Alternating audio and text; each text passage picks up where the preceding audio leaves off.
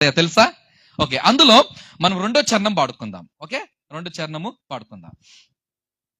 ಸಾವಿರಾರು ತಲೆವರೆಗೂ ನನ್ನ ಸಂತತಿಯನ್ನು ಕಾಯುವ ದೇವ ನೀನೇ. ಸಾವಿರಾರು ತಲೆವರೆಗೂ ನನ್ನ ಸಂತತಿಯನ್ನು ಕಾಯುವ ದೇವ ನೀನೇ. ನಿಮ್ಮರೆ ಹೊಕ್ಕಿರುವ ನನ್ನ ಕುಟುಂಬವು ನಿಜವಾದ ಭಾಗ್ಯವಂತರು. ನಿಮ್ಮರೆ ಹೊಕ್ಕಿರುವ ನನ್ನ ಕುಟುಂಬವು ನಿಜವಾದ ಭಾಗ್ಯವಂತರು. ನಿನ್ನಾರಾಧಿಸುವ ನಾವೇ ಧನ್ಯರು, ನಿನ್ನ ಸೇವೆ ಮಾಡುವ ನಾವೇ ಧನ್ಯರು. ನಿನ್ನಾರಾಧಿಸುವ ನಾವೇ ಧನ್ಯರು, ನಿನ್ನ ಸೇವೆ ಮಾಡುವ ನಾವೇ ಧನ್ಯರು. ನನ್ನ ಸಂತೋಷಕ್ಕೆ ಕಾರಣ ನೀನೇ యేసయ్య, ನೀನೇ యేసయ్య, ನನ್ನ ಆಧಾರ ನೀನೇ. ನನ್ನ ಸಮೃದ್ಧಿಗೆ ಕಾರಣ ನೀನೇ యేసయ్య, ನೀನೇ యేసయ్య, ನನ್ನ ಐಶ್ವರ್ಯ ನೀನೇ. ಸ್ತೋತ್ರ ಸ್ತೋತ್ರ యేసయ్య, ಸ್ತೋತ್ರ ಸ್ತೋತ್ರ యేసయ్య, ಸ್ತೋತ್ರ ಸ್ತೋತ್ರ యేసయ్య, ಸ್ತೋತ್ರ ಸ್ತೋತ್ರ యేసయ్య.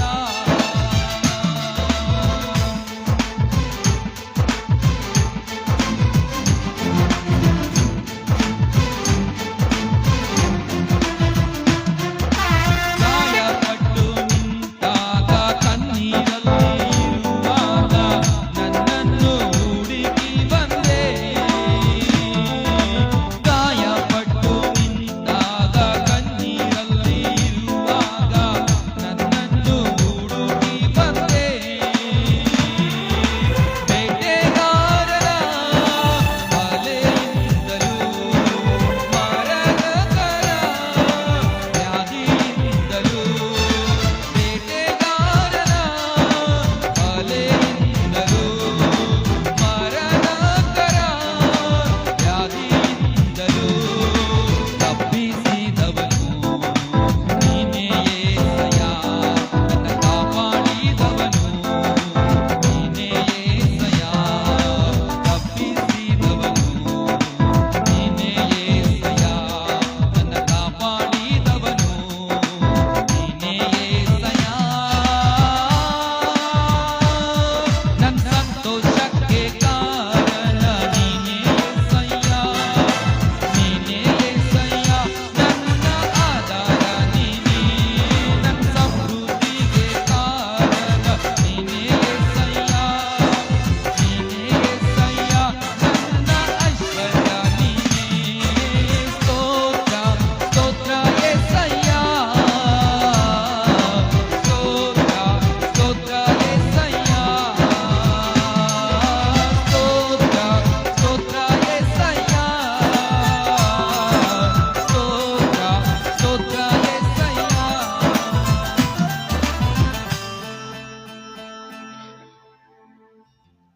Price the Lord. ಓಕೆ, ನಾವು ದೇವರ ವಾಕ್ಯವನ್ನ ಪಠಿಸೋಣ.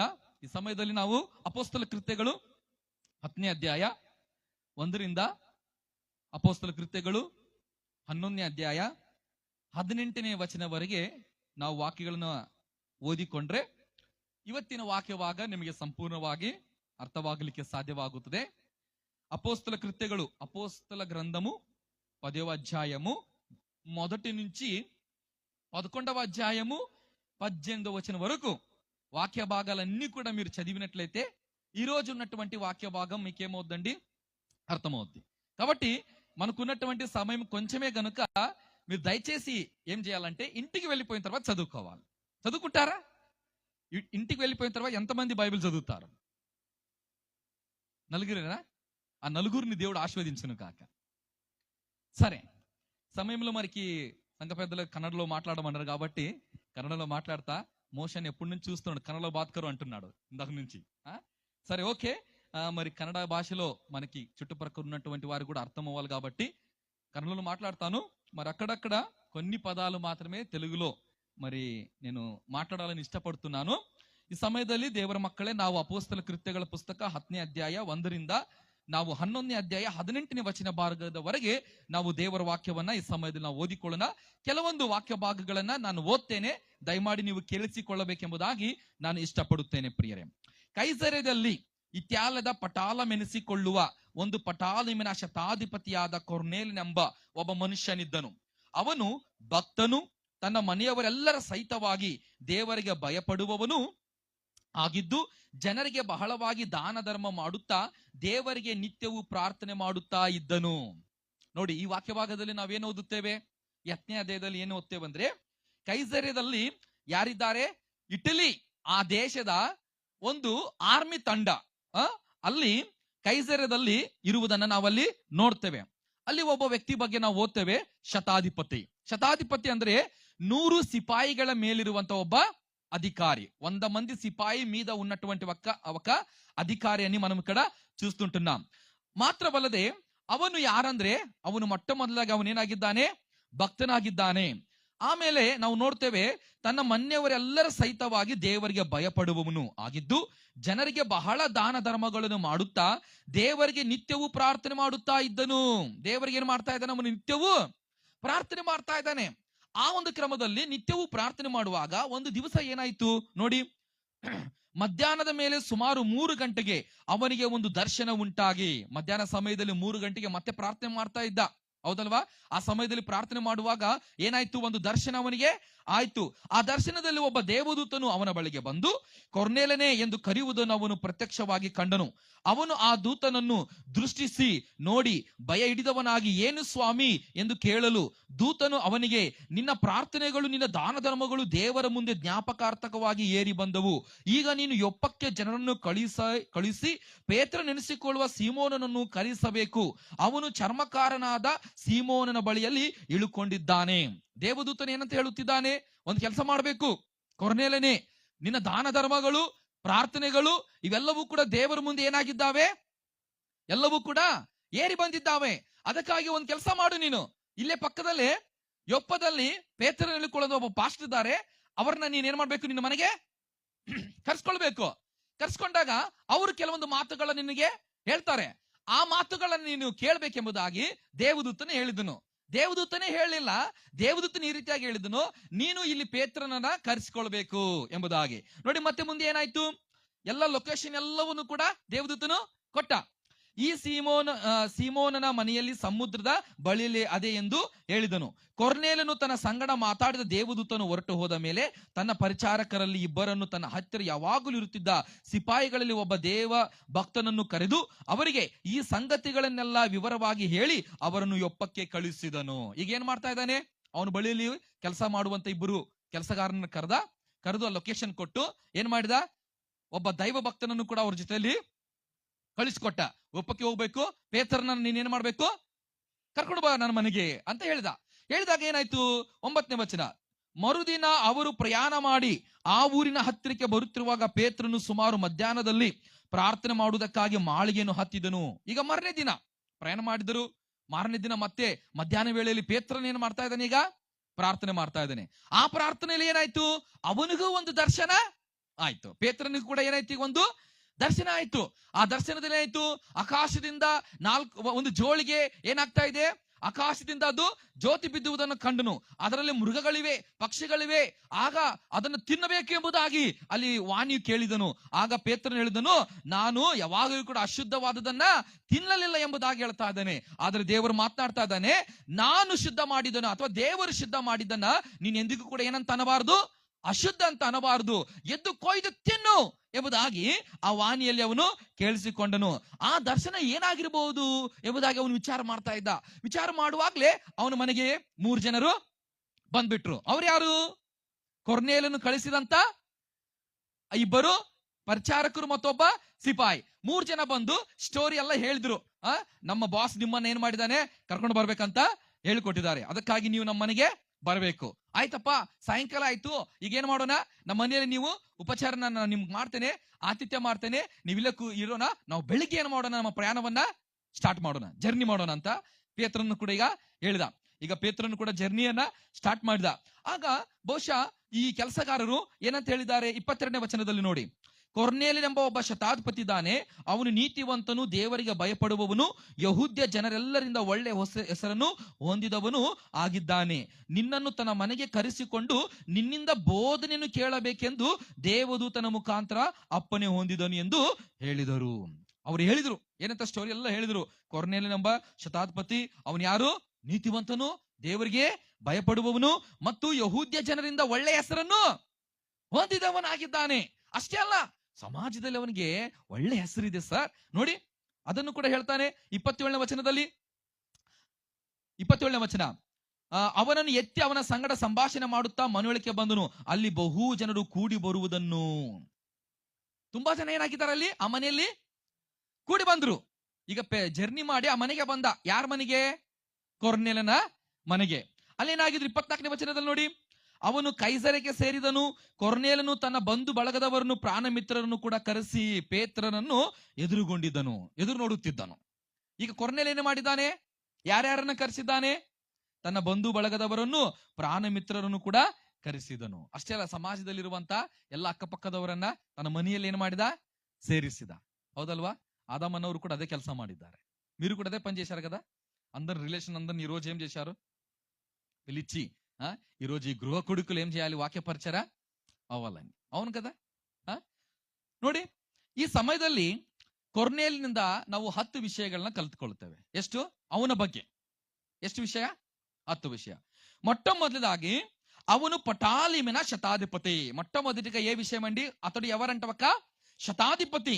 శతాధిపతి అంటే నేను ఇందాక చెప్పినట్టుగానే 100 సైనికుల మీద ఉన్నటువంటి ఒక ಅಧಿಕಾರಿ, 100 ಜನರ ಸೈನಿಕರ ಮೇಲಿರುವಂತಹ ಒಬ್ಬ ಅಧಿಕಾರಿ. ಇನ್ನು ಸ್ಪಷ್ಟವಾಗಿ ನಮ್ಮ ಭಾಷೆಯಲ್ಲಿ ಹೇಳಬೇಕಂದ್ರೆ ಅವನು ಒಬ್ಬ ಸರ್ಕಾರಿ ನೌಕರಿಸ್ತನು. ఏమన్నదంటే అతనికి గవర్నమెంట్ ఉద్యోగం ఉన్నది, ప్రభుత్వ ఉద్యోగం అతనికి ఉన్నది, సర్కార నౌకరస్తను. ಎರಡದಾಗಿ ಅವನು ಒಬ್ಬ ಭಕ್ತನಾಗಿದ್ದನು. రెండోదిగా అతడు ఎవరంట? ಭಕ್తుడు. ಮೂರನೇದಾಗಿ ತನ್ನ ಮನೆಯವರೆಲ್ಲರೂ ಸಹಿತ ದೇವರಿಗೆ ಭಯಪಡುವವನು. ತನ್ನ ఇంటి వారి సైతం అంతా ఏం చేస్తున్నాడంటే దేవునికి ಭಯಪಡೇವಾళ్ళు. ನಾಲ್ಕನೇದಾಗಿ ಅವನು ಜನರಿಗೆ ಬಹಳವಾಗಿ ದಾನ ಧರ್ಮಗಳನ್ನು ಮಾಡುವವನು. నాలుగోదిగా అతడు ఏం చేస్తున్నాడంట? చాలా దాన ధర్మాలు చేస్తాం. అంటే మంచి ఐశ్వర్యవంతుడే, డబ్బున్న వ్యక్తే, జాంపాటే. అర్థమవుతుందే? చూడండి, తర్వాత ఏమవుతుంది? ఐదోదిగా దేవుడికి నిత్యము ప్రార్థిస్తువంత వ్యక్తి. రోజు ఏం చేస్తాడంట? నిత్యము ప్రార్థించే వ్యక్తి అంట. ఎవరు? కొర్నేలు. ఆరోదిగా దేవదూతల దర్శన కండవను. ఏం పొందుకున్నాడు ఇప్పుడు? ದೇವದೂತల ఒక దర్శనాన్ని పొందుకున్నాడు.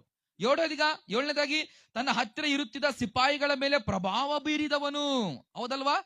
ಒಬ್ಬ ವ್ಯಕ್ತಿ దైవ భక్తనంత బరెల్పట్టిదే. అతని దగ్గర ఉన్నటువంటి ఒక పని చేసే వ్యక్తి అంట. అతడు కూడా ఎవరంట?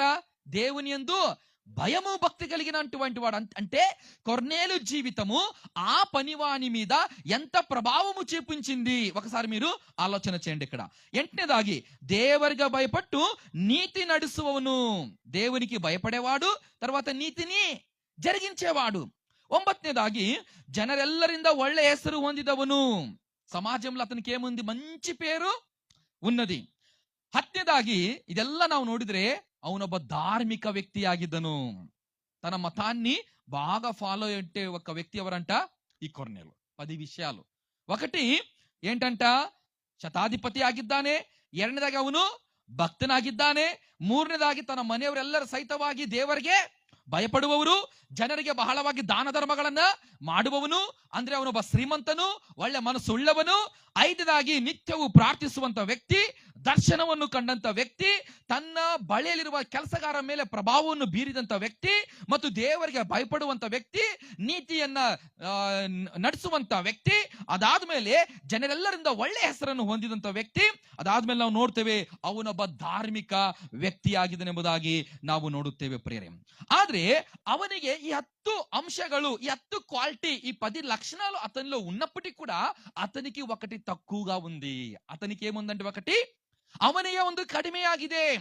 ಆ ಕಡಿಮೆಯಾಗಿರುವಂತದ್ದು ಏನು ಎಂಬುದಾಗಿ ನಾವು ನೋಡಿದ್ರೆ 11ನೇ ಅಧ್ಯಾಯ 14ನೇ ವಚನದಲ್ಲಿ ನೋಡ್ರಿ, ಕೊರ್ನೇಲನಿಗೆ ಕಡಿಮೆಯಾಗಿರುವುದು ಏನು ಅಂತ ನಾವು ನೋಡಿದ್ರೆ అతనికి ఏం తక్కువగా ఉంది, ಅವನು ನಿನಗೆ ಅಂದ್ರೆ ಪೇತ್ರನು ನಿನಗೆ ಕೆಲವು ಮಾತುಗಳನ್ನು ಹೇಳುವನು, ಆ ಮಾತುಗಳಿಂದ ನಿನಗೂ ನಿನ್ನ మನೆಯವರೆಲ್ಲರಿಗೂ రక్షణయాగుವುದು. పేతురు కొన్ని మాటలు చెప్తాడు, ఆ మాటలు నువ్వు విన్నట్లయితే నీకును నీ ఇంటి వారికి ఏం కలుగును, రక్షణ కలుగును. దేవునికి స్తోత్రం కలుగును గాక. అలాగైనటువంటి దేవుని బిడ్డలారా, కొర్నేలు జీవితంలో అతనిలో మంచి లక్షణాలు ఉన్నాయి. అయినప్పటికీ కూడా అతనికి ఒకటి కొదువుగా ఉన్నది. ಅವನಿಗೆ ಒಂದು ಏನಾಗಿದೆ, ಕಡಿಮೆ ಆಗಿದೆ. ಆ ಕಡಿಮೆ ಆಗಿರುವಂತದ್ದು ಏನು ಹೇಳ್ತೀರಾ? ಆ ಕಡಿಮೆ ಆಗಿರುವಂತದ್ದು ಏನು? రక్షణ కడిమే ఆಗಿದೆ. అతనికి రక్షణ లేదు, ఆ కుటుంబానికి రక్షణ లేదు. ఆ విషయం పట్ల దేవుడు ఆసక్తిని చూపించి కొర్నేలు దగ్గరికి దూతను పంపించాడు. ఆ దూత పేతురును పిలిపించుకోమన్నాడు. పేతురు ఆ ఇంటికి వచ్చిన తర్వాత ఒక గొప్ప ప్రసంగం చేసిన తర్వాత కొర్నేలు ఇంటి వారందరూ కూడా ఏం పొందారంటే అప్పుడు రక్షింపబడినట్లుగా మనము చూస్తుంటున్నాం. ಇದಾದ ಮೇಲೆ ನಾವು ನೋಡ್ತೇವೆ, ಪೇತ್ರನು ತನ್ನ ಪ್ರಸಂಗವನ್ನು ಮಾಡಿದ ಮೇಲೆ ಆಗ ಕೊರ್ನೇಲನ ಕುಟುಂಬದವರೆಲ್ಲರೂ ಕೂಡ ರಕ್ಷಣೆ ಹೊಂದಿದ ಹಾಗೆ ನಾವು ನೋಡುತ್ತೇವೆ. ಪ್ರಿಯರೇ, ಪ್ರೀತಿಯ ದೇವರ ಮಕ್ಕಳೇ, ಎಲ್ಲಾ ಇದ್ದರೂ ಕೂಡ ಆ ಜೀವನದಲ್ಲಿ, ನಮ್ಮ ಜೀವನದಲ್ಲಿ ವಾಕ್ಯವನ್ನು ಕೇಳುತ್ತಿರುವಂತವರೇ, ನಿಮ್ಮ ಜೀವನದಲ್ಲಿ ಕರ್ತನಾದ ಯೇಸು ಕ್ರಿಸ್ತನು ಇಲ್ಲದೆ ಹೋಗಿದ್ರೆ ಎಲ್ಲವೂ ಕೂಡ ವ್ಯರ್ಥವಾಗಿದೆ. ಅದು ಇವತ್ತು ನಾವು ಕೊರ್ನೇಲನ ಜೀವಿತದಿಂದ ನಾವು ಕಲಿಯುವಂತವರಾಗಿದ್ದೇವೆ ನನ್ನ ಪ್ರಿಯರೇ. ಹೌದು ನನ್ನ ಪ್ರಿಯರೇ, ಇವತ್ತು ನಾವು ಕ್ರೈಸ್ತ ಸಮಾಜದಲ್ಲಿ ರಕ್ಷಣೆ ಅನ್ನುವಂತ ಒಂದು ಹೆಸರು, ಆ ಪದವನ್ನ ತುಂಬಾ ಸಾರಿ ನಾವು ಕೇಳುತ್ತೇವೆ. ಒಂದು ವೇಳೆ ಈಗಲೇ ನಾನು ನಿಮ್ಮನ್ನು ಕೇಳಿದ್ರು ಕೂಡ ಎಷ್ಟು ಜನ ನಿಮ್ಮಲ್ಲಿ ರಕ್ಷಣೆ ಹೊಂದಿದ್ದೀರಿ ಅಂತ ನಾವು ಪ್ರಶ್ನೆ ಮಾಡಿದರೆ ನೀವು ಬಹುಶಃ ನೀವು ಹೇಳ್ಬೋದು, ನಾನು ಕೂಡ రక్షణయನ್ನ తెగదుకొండిದ್ದೇನೆ, నేను కూడా రక్షణ పొందుకున్నాను, నేను రక్షణ కూడా తీసుకున్నాను. నువ్వు తీసుకుంది రక్షణ కాదు, నువ్వు తీసుకుంది బాప్తిజము. ನೀನು ತೆಗೆದುಕೊಂಡಿರುವಂತದ್ದು ರಕ್ಷಣೆ ಅಲ್ಲ, ನೀನು ತೆಗೆದುಕೊಂಡಿರುವಂತದ್ದು ಏನು? ದೀಕ್ಷಾಸ್ಥಾನ. ಪ್ರಿಯರಾದವರೇ, ಇವತ್ತು ಕ್ರೈಸ್ತ ಪ್ರಪಂಚದಲ್ಲಿ ರಕ್ಷಣೆ ಎಂಬುದಾಗಿ ನಾವು ನೋಡುತ್ತೇವೆ, ಬೇರೆ ಒಂದು ಸಮಾಜದಲ್ಲಿ ಮುಕ್ತಿ ಎಂಬ ಪದವನ್ನು ಕೂಡ ನಾವು ನೋಡುವರಾಗಿದ್ದೇವೆ ನನ್ನ ಪ್ರಿಯರೇ. ಮತ್ತು ಹಿಂದಿ ಭಾಷೆಯಲ್ಲಿ ಉದ್ಧಾರ ಎಂಬುದಾಗಿ ನಾವು ಅದನ್ನ ನೋಡುವರಾಗಿದ್ದೇವೆ. ಈ ರೀತಿಯಾಗಿ ಉದ್ಧಾರ್ ಅಥವಾ ರಕ್ಷಣೆ ಎಂಬುದಾಗಿ ನಾವು ನೋಡ್ತೇವೆ. ಹಾಗಾದ್ರೆ ಇವತ್ತಿನ ಪ್ರಪಂಚದಲ್ಲಿ ನಾವು ನೋಡಿದಾಗ ಅನೇಕರು ಮುಕ್ತಿ ಪಡ್ಕೊಳ್ಳಲು, ಅನೇಕರು ಮೋಕ್ಷವನ್ನ ಪಡ್ಕೊಳ್ಳಲು, ಅನೇಕರು ಪುಣ್ಯ ಕಟ್ಟಿಕೊಳ್ಳಲು ಅವರೇನ್ ಮಾಡ್ತಾ ಇದ್ದಾರೆ, ಬೇರೆ ಬೇರೆ ನದಿಗಳಿಗೆ ಹೋಗಿ ಅವರು ಪುಣ್ಯ ಸ್ನಾನಗಳನ್ನು ಮಾಡ್ತಾ ಇದ್ದಾರೆ, ಅಥವಾ ಬೇರೆ ಬೇರೆ ದಾನ ಧರ್ಮಗಳನ್ನು ಮಾಡ್ತಾ ಇದ್ದಾರೆ. ಅವರಿಗೆ ಒಳ್ಳೆ ಹೆಸರಿದ್ದಿರಬಹುದು, ಅವರ ಸಮಾಜದಲ್ಲಿ ಉನ್ನತವಾದ ಅಧಿಕಾರಿಗಳಾಗಿರಬಹುದು, ಆದ್ರೆ ಅವುಗಳಿಂದ ಮನುಷ್ಯನಿಗೆ ಏನು ಸಿಗೋದಿಲ್ಲ, ರಕ್ಷಣೆ ಸಿಗೋದಿಲ್ಲ ಎಂಬುದಾಗಿ ನಾವಿವತ್ತು ದೇವರ ವಾಕ್ಯದಲ್ಲಿ ನಾವು ಕಲಿತುಕೊಳ್ಳುವರಾಗಿದ್ದೇವೆ. ಇವತ್ತು ಕ್ರೈಸ್ತ ಸಭೆಗಳಲ್ಲಿ ಕೂಡ ಅಷ್ಟೇ. ನಾವು ಕೊನೆ ದಿನದಲ್ಲಿ ನಾವು ನೋಡ್ತೇವೆ, ಮತ್ತೆ ಬರೆದ ಸುವಾರ್ತೆ 7ನೇ ಅಧ್ಯಾಯ ನಾವು 21, 22, 23 ವಚನಗಳಲ್ಲಿ ನಾವು ಓದುವಾಗ ಅಲ್ಲಿ ನಮ್ಮ ಕರ್ತನಾದ ಯೇಸು ಸ್ವಾಮಿ 2ನೇ ಸಾರಿ ಬಂದಾಗ ಅನೇಕರು ಸ್ವಾಮಿ ಸ್ವಾಮಿ ಅನ್ನುವರೆಲ್ಲರೂ ಕೂಡ ಪರಲೋಕ ರಾಜ್ಯಕ್ಕೆ ಬರೋದಿಲ್ಲ. ప్రభువా ప్రభువా అనేవారు అందరూ కూడా ఎక్కడ రారంట? దేవుని రాజ్యానికి, పరలోక రాజ్యానికి ರಾರಂಟ. ಆಗ ಅನೇಕರು, ಸ್ವಾಮಿ ನಾನು ನಿನ್ನ ಹೆಸರ ಮೇಲೆ ದೆವ್ವಗಳನ್ನು ಬಿಡಿಸಲಿಲ್ಲವೇ, ನಾವು ನಿನ್ನ ಹೆಸರ ಮೇಲೆ ಮಾತ್ಕಾರಗಳನ್ನು ಮಾಡಲಿಲ್ಲವೇ, ನಾವು ನಿನ್ನ ಹೆಸರ ಮೇಲೆ ಅನೇಕ ಪ್ರವಾದನೆಗಳನ್ನು ಹೇಳಲಿಲ್ಲವೇ ಎಂದು ನನಗೆ ಹೇಳುವರು. ಆಗ ನಾನು, ಧರ್ಮವನ್ನು ಮೀರಿ ನಡೆದವರೇ ನನ್ನಿಂದ ತೊಲಗಿ ಹೋಗಿರಿ, ನಾನೆಂದು ನಿಮ್ಮ ಗುರುತು కానేనిందు ಎಲ್ಲರ ముందే ನಾನು ಹೇಳುತ್ತೇನೆ. అప్పుడు అంట ఈ క్రైస్తవులందరూ కూడా వచ్చి ఏమంటారంట, ప్రభువా నేను నీ నామం పేరిట దెయ్యాలను వెళ్ళగొట్టాను, ప్రసంగాలు చేశాను, నేను నీ నామం పేరిట ప్రవచనాలు కూడా చేశానంటే అప్పుడు ప్రభు ఏమంటాడంట, నేను ఎన్నడూ కూడా మిమ్మల్ని ఎరగను, మీరెవరో నాకు తెలవదు అంటున్నాడు ఆయన. ನೋಡಿ, ಇಷ್ಟು ವರ್ಷಗಳ ಕಾಲ ಅವರೇನಾಗಿದ್ದರು? ದೆವ್ವಗಳನ್ನು ಬಿಡಿಸಿದವರೇ, ಯೇಸು ಕ್ರಿಸ್ತನ ಹೆಸರಿನಲ್ಲಿ ಪ್ರಸಂಗಗಳನ್ನು ಮಾಡಿದವರೇ, ಯೇಸು ಕ್ರಿಸ್ತನ ಹೆಸರಿನಲ್ಲಿ ಪ್ರವಾದಗಳನ್ನು ಹೇಳಿದವರೇ. ಆದ್ರೆ ನಿಜವಾಗಲೂ ಕೂಡ ಅವರಿಗೆ ಏನಿಲ್ಲ, ರಕ್ಷಣೆ ಇಲ್ಲ ಪ್ರಿಯರೇ. ದೆವ್ವಗಳನ್ನು ಬಿಡಿಸೋದ್ರಿಂದ, ವಾಕ್ಯ ಹೇಳೋದ್ರಿಂದ, ಪ್ರವಾದನೆಗಳು ಹೇಳುವುದರಿಂದ ಆ ವ್ಯಕ್ತಿ ರಕ್ಷಣೆ ಹೊಂದಿದ್ದಾನೆ ಎಂಬುದಾಗಿ ಅದಕ್ಕೆ ಸಾಕ್ಷಿ ಅಲ್ಲ ಪ್ರಿಯರೇ. ಹಾಗಾದ್ರೆ ಇವತ್ತು ಅನೇಕರು ತಮ್ಮನ್ನು ತಾವೇ మోసపడిಸಿಕೊಳ್ಳುತ್ತಿದ್ದಾರೆ. ఆహా ನಾನು రక్షణ ಹೊಂದಿದ್ದೇನೆ, తమను తామే మోసం చేసుకుంటుంది. ఎలాంటి ఏ విధంగా? నేను రక్షింపబడ్డా. ನಿನ್ನ ರಕ್ಷಣೆ ವಿಷಯದಲ್ಲಿ ನಿನಗೆ ಒಂದು ಖಾತ್ರಿ ಇರಬೇಕು. ಏನಿರಬೇಕು? ಖಾತ್ರಿ ಇರಬೇಕು. ನೋಡಿ, ಅಥೆಂಟಿಕ್ ವಾದಂತ ಫೇತ್ ಅಂತ ನಾವು ಇಂಗ್ಲಿಷ್ ನಲ್ಲಿ ಅದನ್ನ ನಾವು ನೋಡ್ತೇವೆ. ಉದಾಹರಣೆಗಾಗಿ ನಿಮ್ಮ ಬಳಿಯಲ್ಲಿ ಒಂದು ಜೆರಾಕ್ಸ್ ಕಾಪಿ ಇದೆ ಅಂತ ಇಟ್ಕೊಳ್ರಿ, ಅದನ್ನ ನೀವು ಅಟೆಸ್ಟೆಡ್ ಮಾಡಿಸ್ಕೊಂಡು ಬನ್ನಿ ಅಂತ ಹೇಳ್ತಾರೆ. ಅಟೆಸ್ಟೆಡ್ ಮಾಡಿಸ್ಕೊಂಡು ಬಂದಾಗ ಅಲ್ಲಿ ಏನ್ ಮಾಡ್ತಾರೆ, ಅಟೆಸ್ಟೆಡ್ ಚಿಕ್ಕನ್ನ ಹಾಕಿ ಅದರ ಮೇಲೆ ಏನಂತ ಬರೀತಾರೆ, ದೃಢೀಕರಿಸಿದ ಪತ್ರ. ಯಾವ ಪತ್ರ ಇದು? ಒರಿಜಿನಲ್ ಹೇಗೋ ಇದು ಕೂಡ ಹಾಗೆ ದೃಢೀಕರಣ. ನಮ್ಮ ರಕ್ಷಣೆ ವಿಷಯದಲ್ಲಿ ನಮಗೇನಿರಬೇಕು? దృఢీకరణ ఇరಬೇಕು. రక్షణ విషయములో చాలా విశ్వాసులు అనబడిన వాళ్ళు క్రైస్తవ సంఘాల్లో ఎలా ఉన్నారంటే మేము రక్షింపబడ్డాము అని అనుకుంటున్నారు వాళ్ళు. కానీ నిజంగా చెప్పాలంటే అనేకులు ఈ రోజుల్లో రక్షింపబడలేదు. కాబట్టి ఈ రాత్రి ఈ గృహ కోడికలో నిన్ను నీవు పరీక్షించుకో. నేను రక్షింపబడ్డానా? ನಿನ್ನನ್ನು ನೀನು ಏನು ಮಾಡಿಕೋ? ಪ್ರಶ್ನಿಸ್ಕೋ. ನಾನು ರಕ್ಷಣೆ ಹೊಂದಿದ್ದೇನಾ? ಅಥವಾ ಯಾವ ರೀತಿಯಾಗಿ ನೀನು రక్షణ ಹೊಂದಿದಿ? ఏ విధంగా నువ్వు రక్షింపబడ్డావు? రక్షణకి బైబిల్లో ఒక కోలమానం ఉన్నది, ఒక ಪ್ರಮಾಣ ఉన్నది. ರಕ್ಷಣೆ ವಿಷಯದಲ್ಲಿ ನಾವು ದೇವರ ವಾಕ್ಯದಲ್ಲಿ ನಮಗೆ ದೇವರ ವಾಕ್ಯ ಹೇಳುವುದೇನೆಂದ್ರೆ ಒಂದು ಪ್ರಮಾಣ ಇದೆ.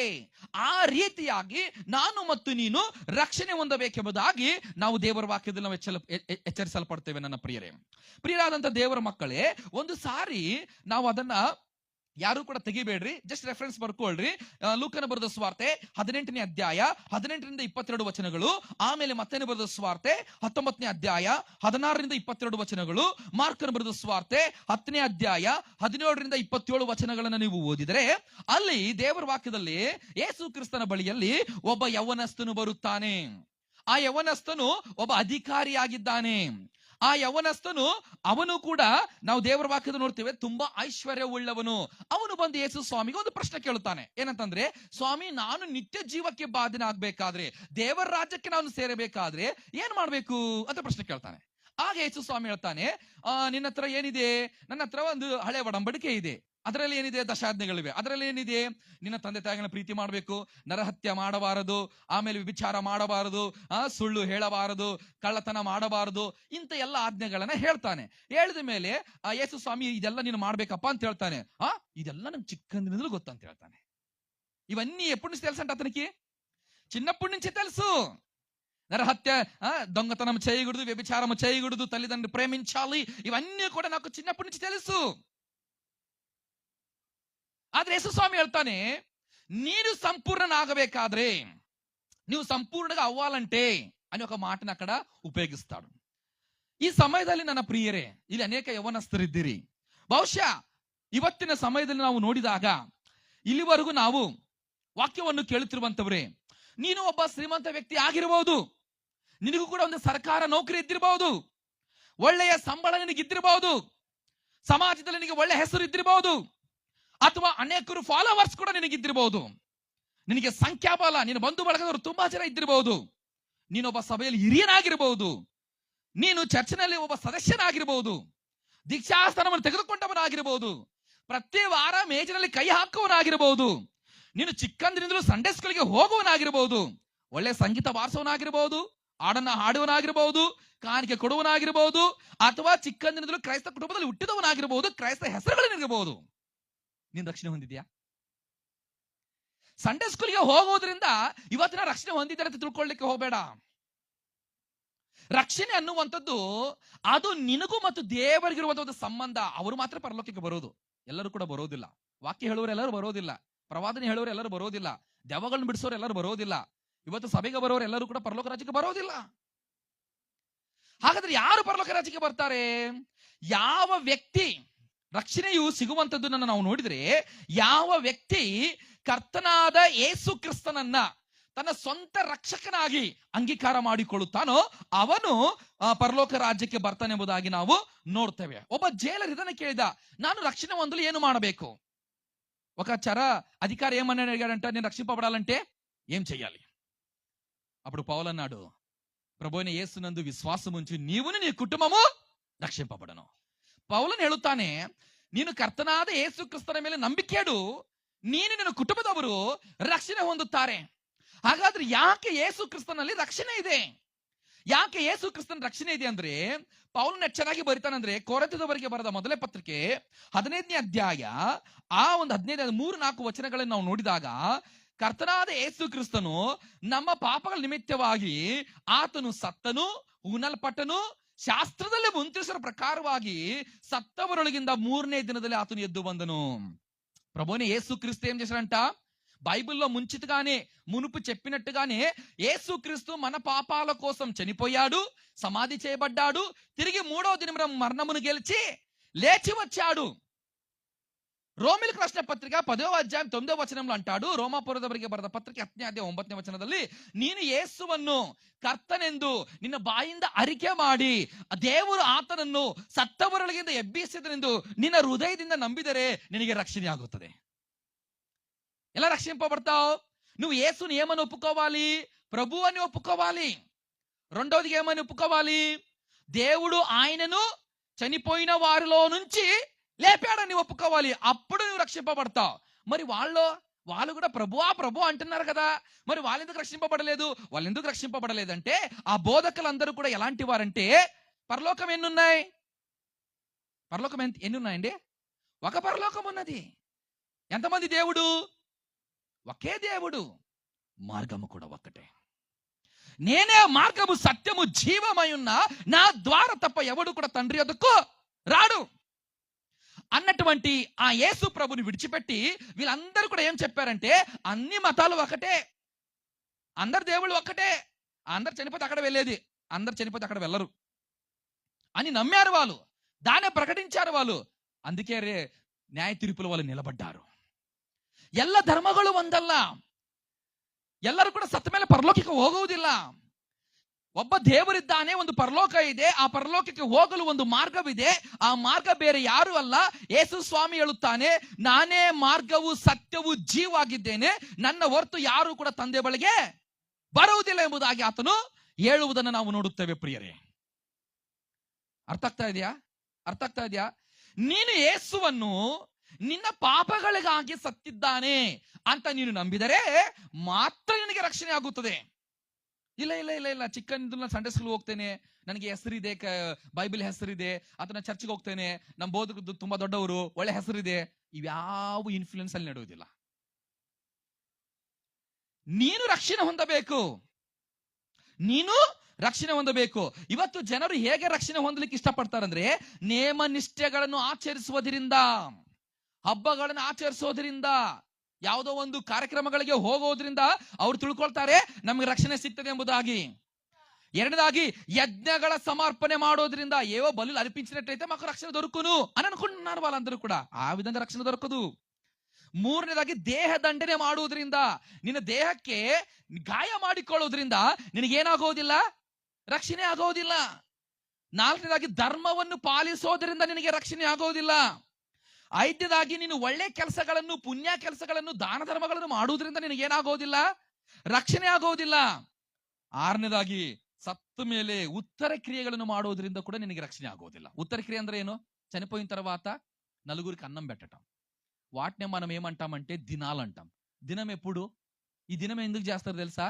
ఆ చచ్చిపోయినోడు పరలోకానికి పోవాలని. పోతాడా? పాడు, తినిపోతారు వీళ్ళు.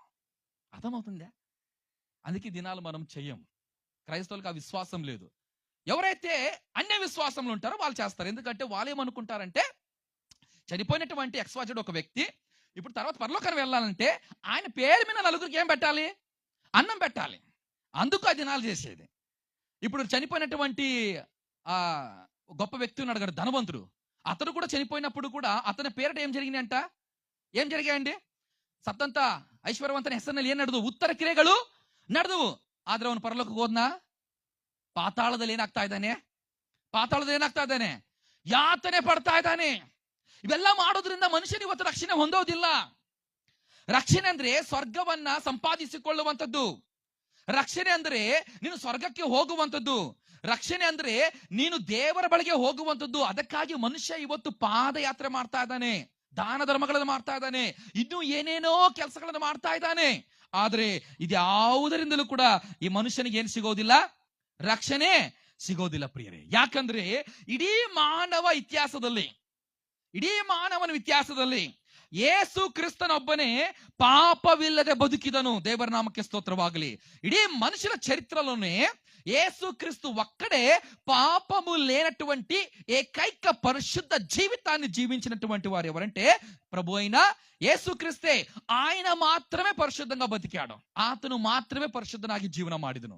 ಅದಕ್ಕಾಗಿ ಆತನು ಭೂಮಿ ಮೇಲೆ ಇದ್ದಾಗ ನಾವು ಯೋಹಾನ್ ಸುವಾರ್ತೆ 8:45 ಓದಿದಾಗ, నన్ನಲ್ಲಿ పాపವನ್ನು తోరిಸುವವನು నిమ్మొಳಗೆ ಯಾರಿದ್ದಾರೆ? నాలో పాపమున్నదని చూపించేవాడు మీలో ఎవరున్నారు? ಆತನ ಒಂದು ಜೀವನ, ಆತನ ಒಂದು ಜನ್ಮದಲ್ಲಿ ಪವಿತ್ರತೆ ಇದೆ, ಆತನ ಜೀವನದಲ್ಲಿ ಪವಿತ್ರತೆ ಇದೆ.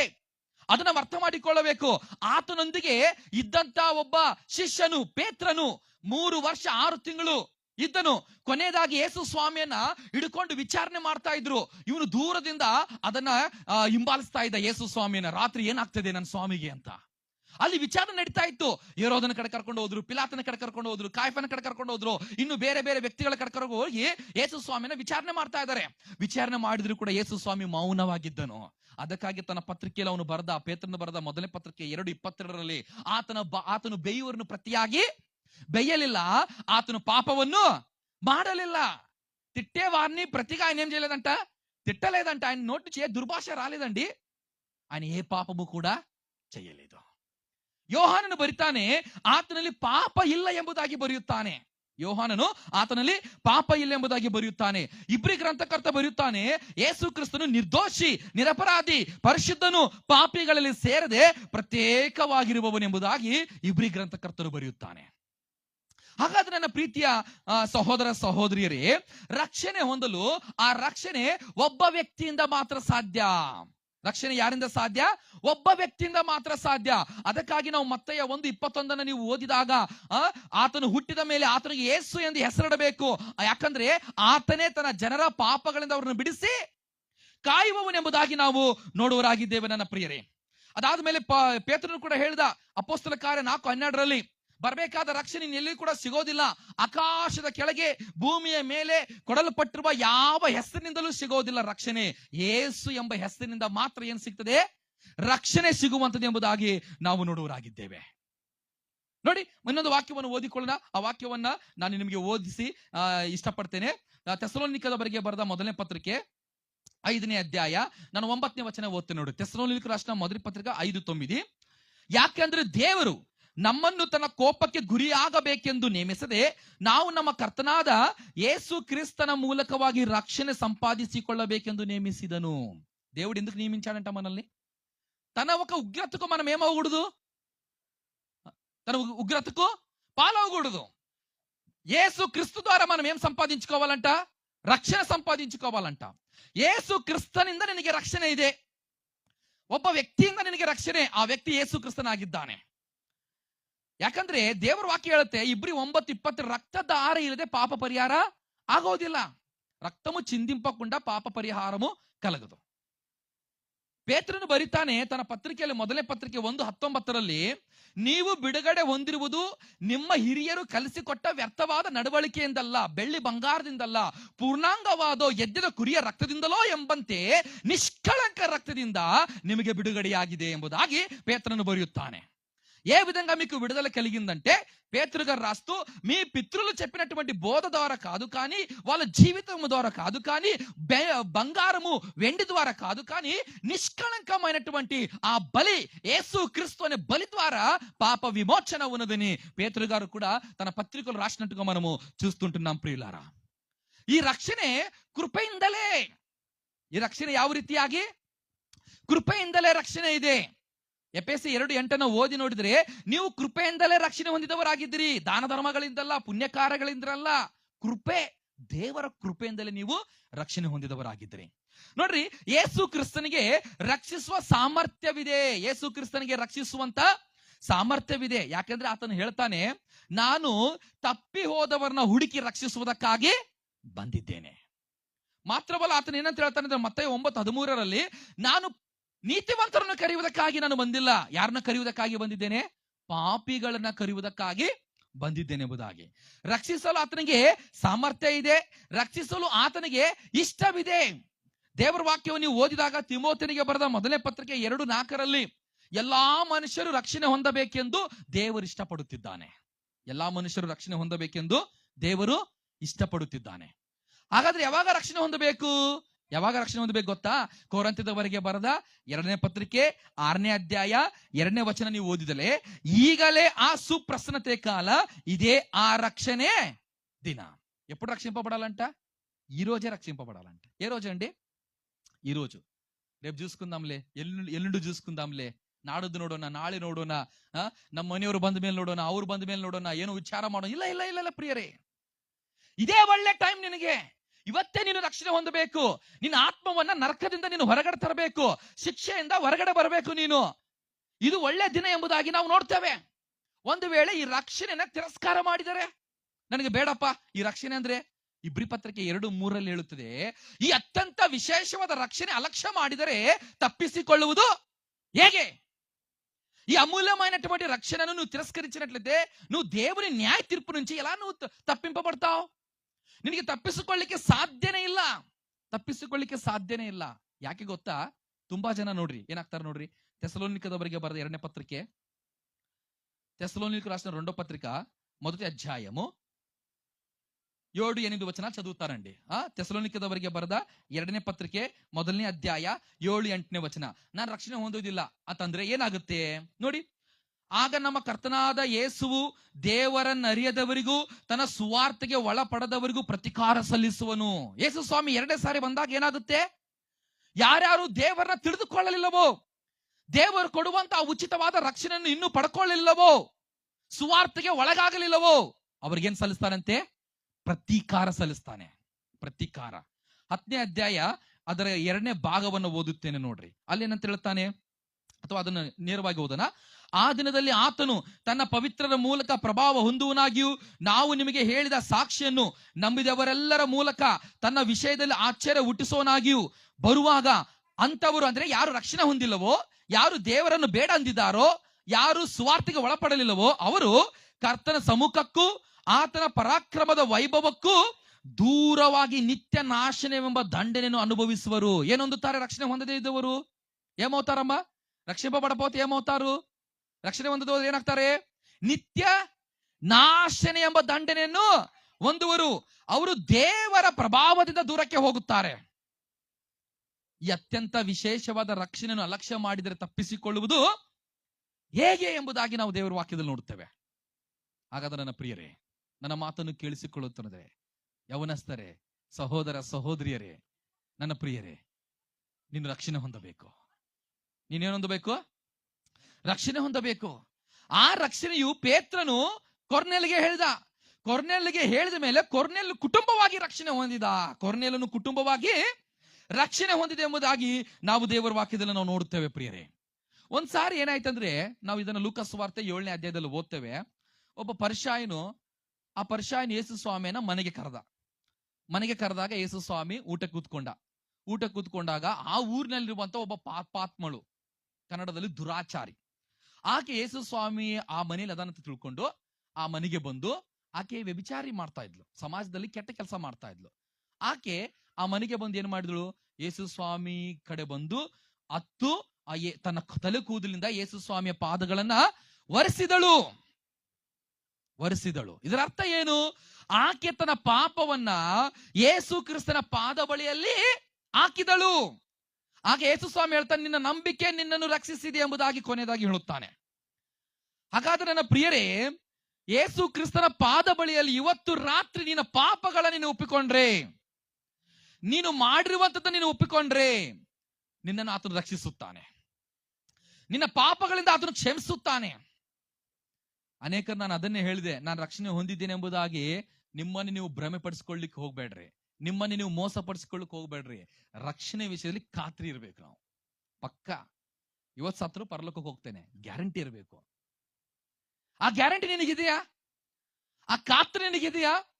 ಆ ದೃಢೀಕರಣ ನಿನಗಿದೆಯಾ? ಒಂದ್ಸಾರಿ ಆಲೋಚನೆ ಮಾಡು. ಅದು ಹೇಗೆ ಬರ್ತದಂದ್ರೆ, ಶಿಲುಬೆಯಲ್ಲಿ ಯೇಸು ಸ್ವಾಮಿ ಸರ್ವಲೋಕ ಮಾನವರ ಪಾಪಗಳನ್ನ ತನ್ನ ಭುಜದ ಮೇಲೆ ಹೊತ್ತುಕೊಂಡು ತಲೆ ಮೇಲೆ ಮುಳ್ಳಿನ ಕಿರೀಟವನ್ನು ಧರಿಸಿದವನಾಗಿ ಆತನ ಮುಖದ ಮೇಲೆ ಉಗುಳಿದರು, ಗುದ್ದಿದರು, ಹೊಡೆದರು, ರಕ್ತ ಸುರಿಯಲ್ಪಟ್ಟು ಆತನು ಆ ಶಿಲುಬೆಯಲ್ಲಿ ತೂಗ ಹಾಕಲ್ಪಟ್ಟನು.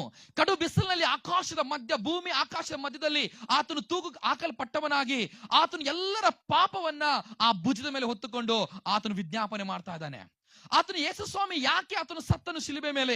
ಯಾಕಂದ್ರೆ ಮನುಷ್ಯರೆಲ್ಲರ ಪಾಪಗಳಿಗಾಗಿ ಒಬ್ಬನು ಸಾಯ್ಬೇಕಾಗಿತ್ತು ಅಂತ ಗ್ರಂಥಗಳು ಹೇಳ್ತವೆ ನನ್ನ ಪ್ರಿಯರೇ.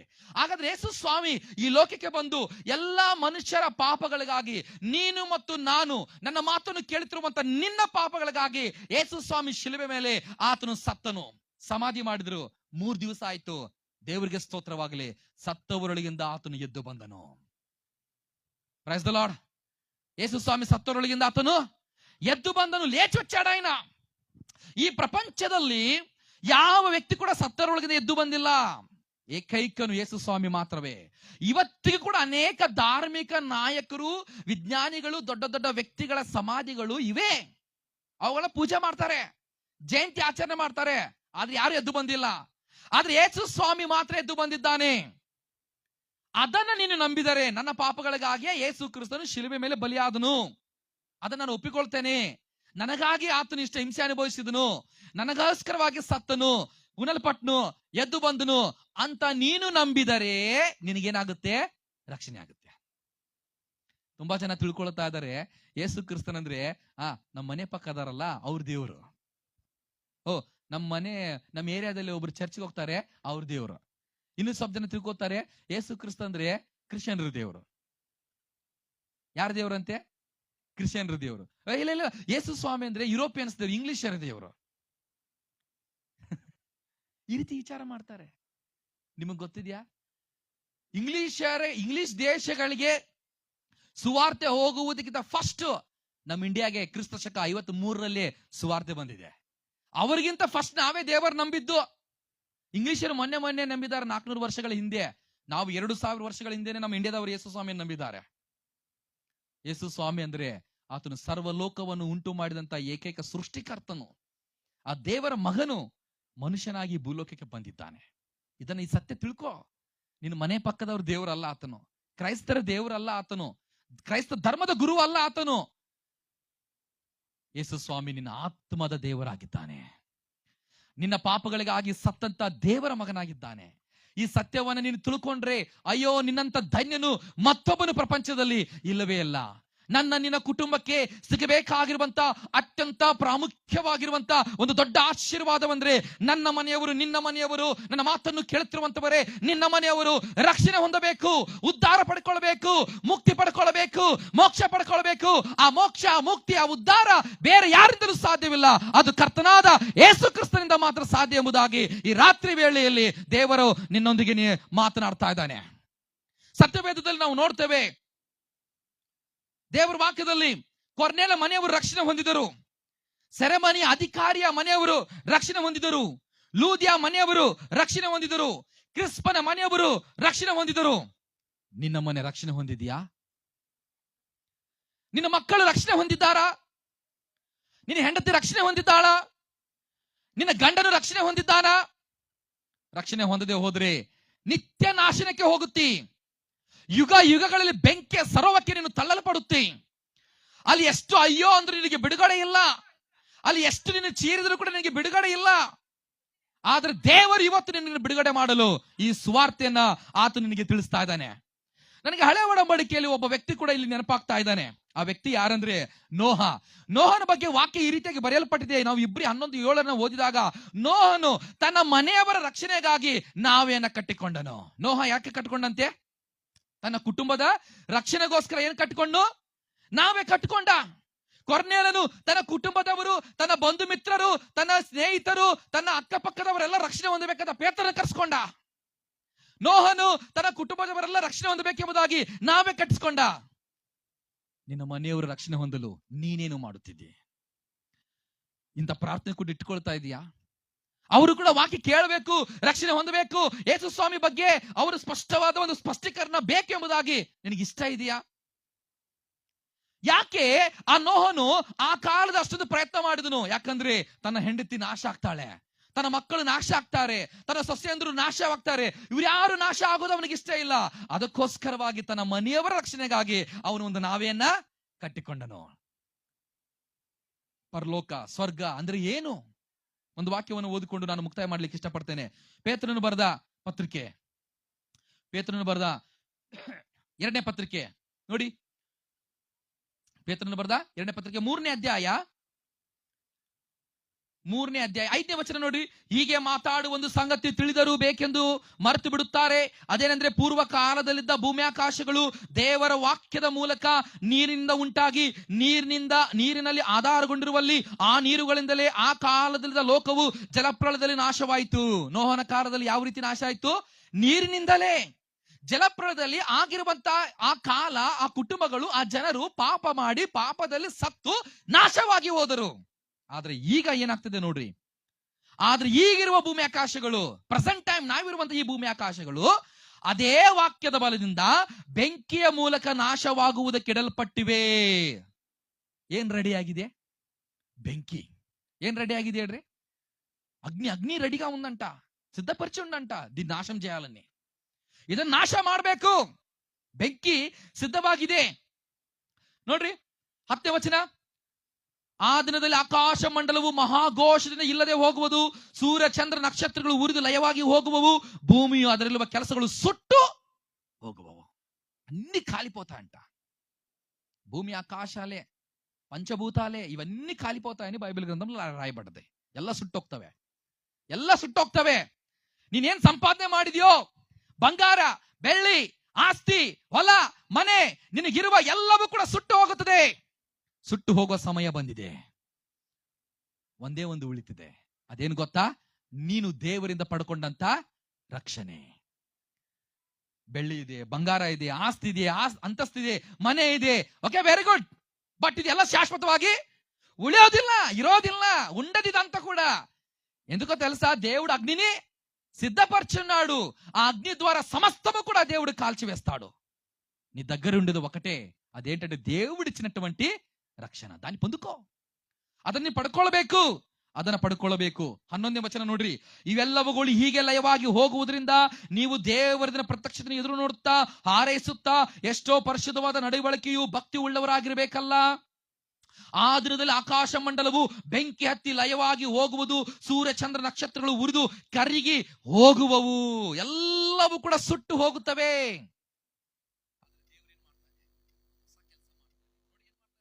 ಆದ್ರೆ ನಾವು ದೇವರ ವಾಗ್ದಾನಗಳನ್ನು ನಂಬಿ ನೂತನ ಆಕಾಶ ಮಂಡಲವನ್ನು, ನೂತನ ಭೂಮಂಡಲವನ್ನು ಎದುರು ನೋಡುತ್ತಾ ఇದ್ದೇವೆ. సమస్తమును కాల్చివేసిన తర్వాత దేవుడు ఏం చేస్తున్నాడంట? ఏం చేస్తున్నాడండి? ఇదే మాట చూడండి ప్రకటన గ్రంథంలో, ఇదే మాట చూడండి ప్రకటన గ్రంథంలో 21ನೇ అధ్యాయ. తరువాయ నూతన ఆకాಶ మండలವನ್ನು నూతన భూమండಲವನ್ನು కండెను. మొదలిದ್ದ ఆకాಶ మండలವು మొదలిದ್ದ భూమండలವು ఇల్లదే ಹೋದವು. ఇప్పుడున్నటువంటి ఈ సూర్యుడు, ఇప్పుడున్నటువంటి చంద్రుడు, ఇప్పుడున్నటువంటి భూమి, ఇవన్నీ కూడా కాలిపోతాయి. దేవుడు నూతన సృష్టి చేయబోతున్నాడు. ఆ నూతన సృష్టిలో ఉండాలి. అదే పరలోక. అదే పరలోకం అంటే, ಪರಲೋಕ ಅಂದ್ರೆ ಏನು? ಹೊಸ ಸೃಷ್ಟಿಯನ್ನ ದೇವರು ಮಾಡ್ಲಿಕ್ಕಿದ್ದಾನೆ. ಆ ಹೊಸ ಸೃಷ್ಟಿಯಲ್ಲಿ ನೀನು ಬದುಕಬೇಕು.